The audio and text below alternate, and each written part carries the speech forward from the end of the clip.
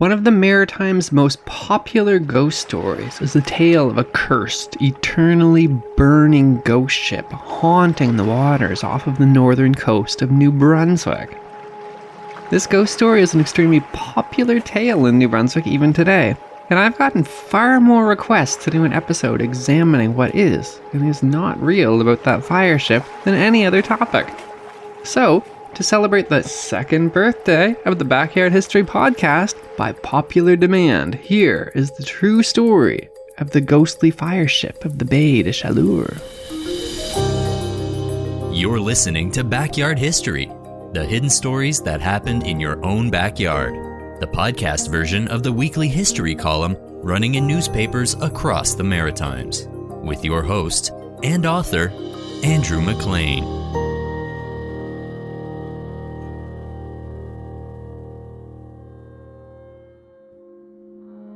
Ghost stories are, of course, something of a specialty of ours right here in the Maritimes. This one is unusual, though, because over the years, hundreds, no, thousands of people have claimed to have actually seen this mysterious bright lights way out on the waters of the Baie de Chaleurs and on the Northumberland Strait that comes from this so-called ghost ship. So surely that means that there's something out there, right? In the summer of 1905, William F. Ganong arrived in the Baie de Chaleurs to solve the mystery of the fire ship. He had been born and bred to be the heir of the famous Ganong chocolate-making company, but he had always been more interested in studying plants, camping out in the woods, and researching history than building a sweet empire. Not following in his family's footsteps of building a chocolate empire actually worked out really well for him. By the time he arrived in the Baie de Chaleurs to investigate the ghost ship, at the age of only 41 years old, he was already not only a professor at Harvard University, but was regarded as the finest naturalist and historian New Brunswick ever had produced. This reputation, in my opinion, still holds up even today.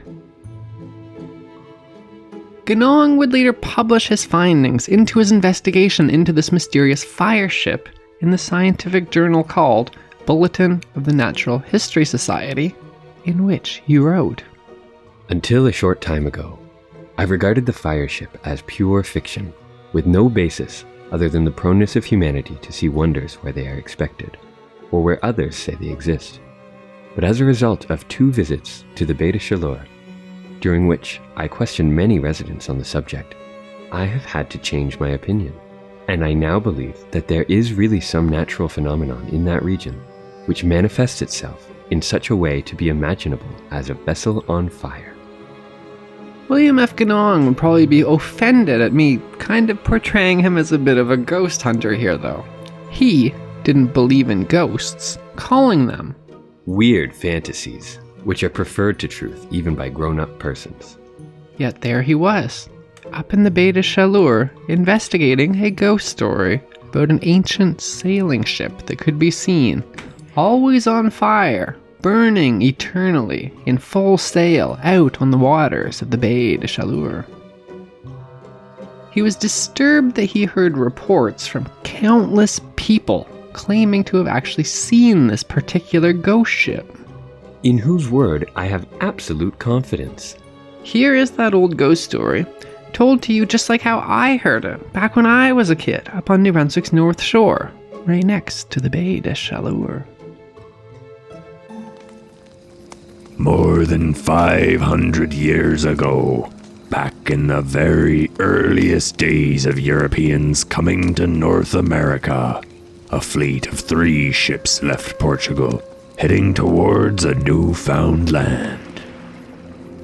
The leader of the Portuguese fleet was Gaspar Corte Real, a daring explorer from a wealthy family who was on a quest to discover the fabled Northwest Passage to China and India.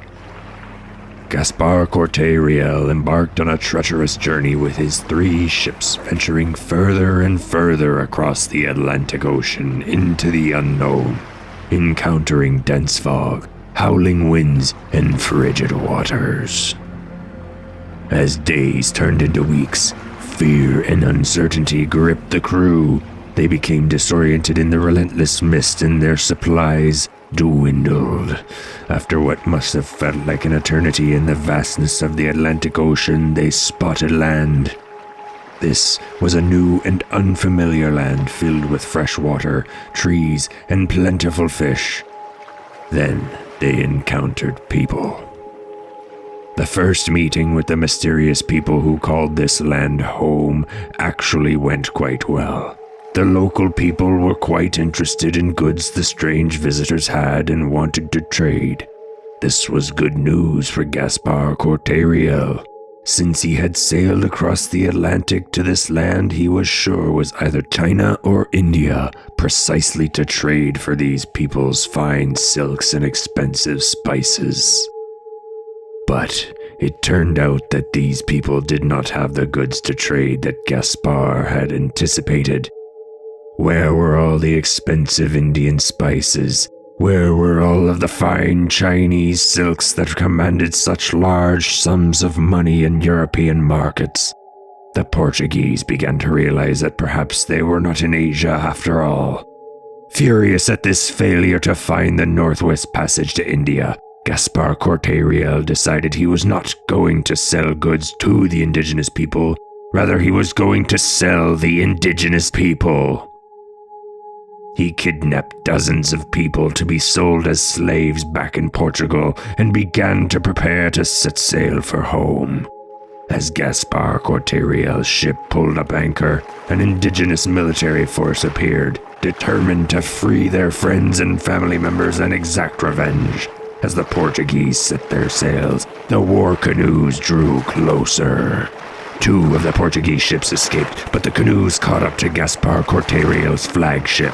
A vicious battle broke out on the decks of the ship, and amidst the chaotic fighting, the ship caught fire, quickly spiraling out of control into a raging inferno.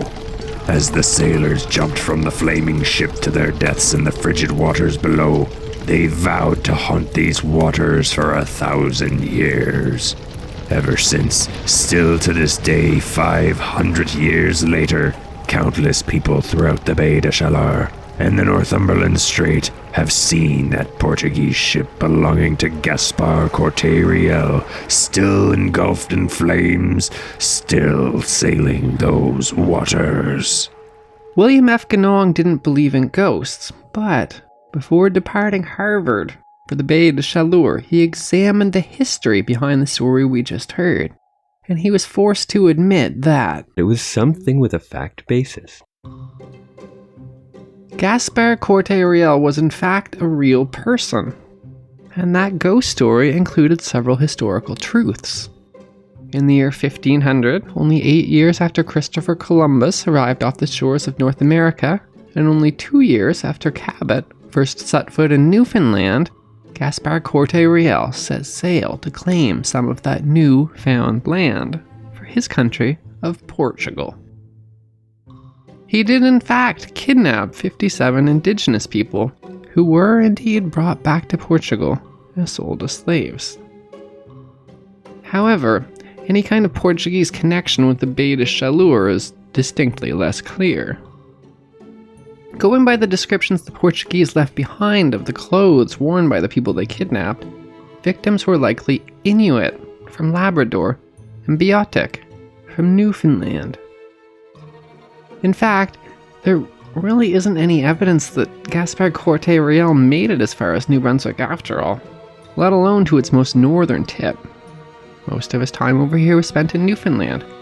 If his fleet crossed to the mainland, it landed in Cape Breton. The 3 ships split up to explore, and he and his ship were never seen again. Anything beyond that simply has no historical evidence backing it up. If you'd like to hear more about the Portuguese in Atlantic Canada, you should check out the Backyard History podcast episode called The Lost Colony. But for today's story, that's the end of Gaspar Corte-Real, because William F. Ganong firmly ruled out any Portuguese connection with this mysterious light that was shining in the bay. In his research, Ganong discovered that a distinctly modern author named Eliza Chase from Philadelphia had simply made up that ghost story only a few years earlier in a book she wrote called Quest of the Quaint.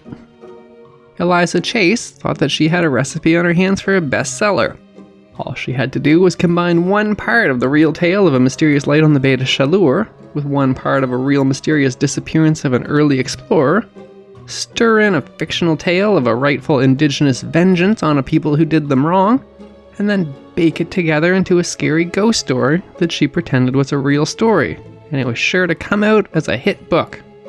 And she was right.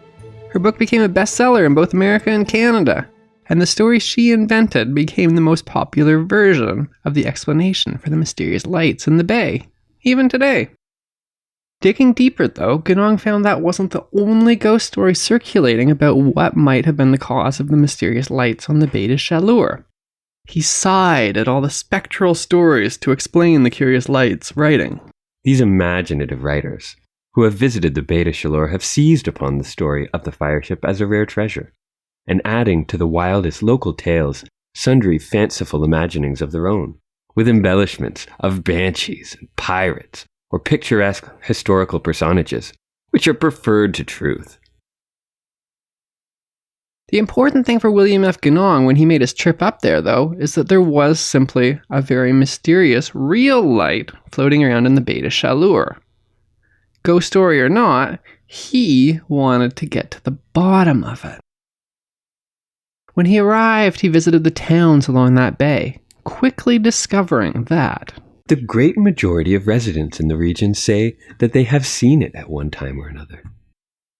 He set about interviewing people that summer, carefully vetting the witnesses and dismissing the less believable ones. Of course, I have sifted out all testimony to the best of my ability, eliminating all exaggerations and embellishments, whether these be due to the habit of all humanity to make a story as big and as good as possible, or to the common tendency to gull an impressionable stranger. As he heard more and more stories, he found that they were frustratingly inconsistent.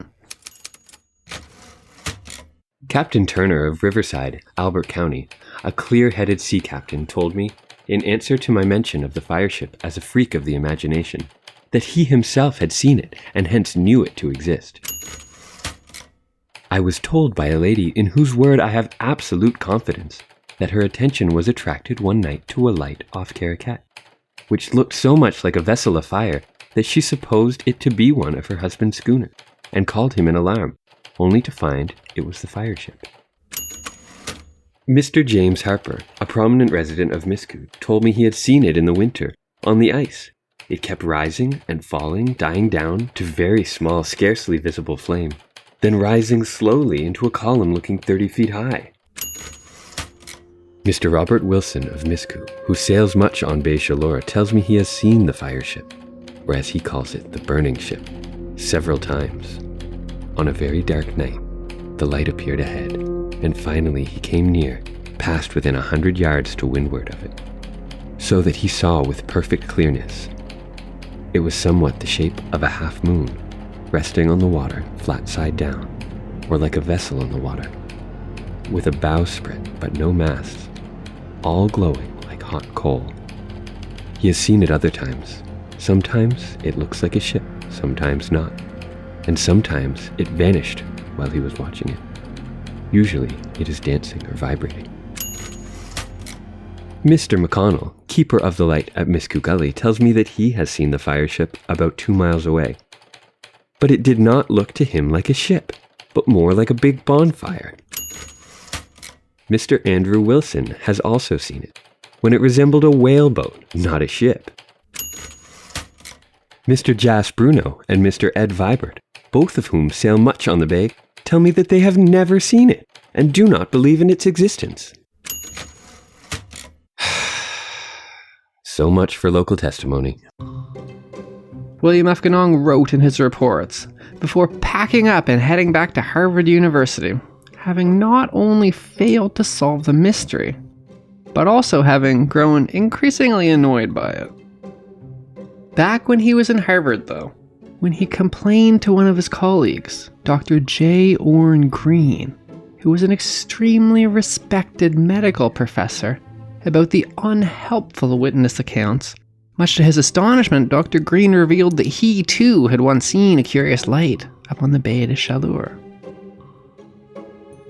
Ganong and Dr. Green resolved to get to the bottom of this once and for all. They decided to go through those witness accounts that Ganong had collected again, this time with a more rigorous scientific approach. They noticed that most of the witnesses simply saw a strange light, not necessarily a ship, and only became convinced it was the ghost ship after discussing it with their friends and their neighbors. Grouping together all the evidence, it seems plain. First, that a physical light is frequently seen over the waters of Baie Chaleurs and vicinity. Second, that it occurs all seasons, or at least in winter as well as summer. Third, it is usually preceded by a storm. Fourth, that its usual form is roughly hemispherical, with the flat side to the water, and that at times it simply glows without much change of form, but that at other times it rises into slender moving columns, giving rise to the appearance capable of interpretation as the flaming rigging of a ship, vibrating and dancing movements increasing the illusion. Fifth, its origin is probably electrical, and is likely a phase of the phenomenon known to sailors as St. Elmo's fire. St. Elmo's fire is not actually a fire at all. It's more like lightning, or the Northern Lights. It's a bright, continuous electrical spark. You know those glowing, bright blue or purple electrical plasma balls you might see at a scientific exhibition? The ones where if you touch them, it makes your hair go crazy and stand up on end? I mean, that's not a perfect comparison, but that's kind of the closest thing I can come up with. Normally, St. Elmo's fire can appear at the top of high objects at a time when the air is electrically charged, like when there is a thunderstorm. These two Harvard professors concluded that St. Elmo's fire was most likely the cause of those mysterious lights in the Baie de Chaleurs. Their exciting breakthrough in solving the strange mystery was widely hailed by academics. They were saluted as scientific heroes for solving the question which had bewildered so many people for so long. It was an exciting breakthrough for science at a time when belief in ghosts and spirits was at an all-time high. However, despite the congratulations he was receiving, the extraordinarily rigorous William F. Ganong wasn't quite satisfied. He wondered if he'd been a bit premature in announcing his findings. After all, the mark of a good scientist is to get his information peer-reviewed, and he'd failed to do so. In order to double-check his findings, he began to privately send letters to scientists across Europe and North America, explaining. I made efforts to ascertain if any such phenomenon is known anywhere elsewhere in the world. The following January, William F. Ganong traveled by train to St. John to deliver a major speech announcing his findings about the strange lights on the Baie de Chaleurs to the prestigious Royal Natural History Society of New Brunswick. His announcement that the fire ship was actually St. Elmo's fire caused a sensation, with Ganong being lavish with praise about his breakthrough. However, even in his moment of triumph, as his esteemed colleagues congratulated him for solving the centuries-old mystery, Ganong still had doubts. When he received responses from those letters he sent out to his fellow scientists all over the world, he was alarmed to discover that there had been no record of a similar phenomenon, and no development of St. Elmo's fire so great that it could be mistaken for a burning ship anywhere in the world. That was Backyard History with your host, Andrew McLean. Thanks for listening, and stay tuned for another hidden story that happened in your own backyard.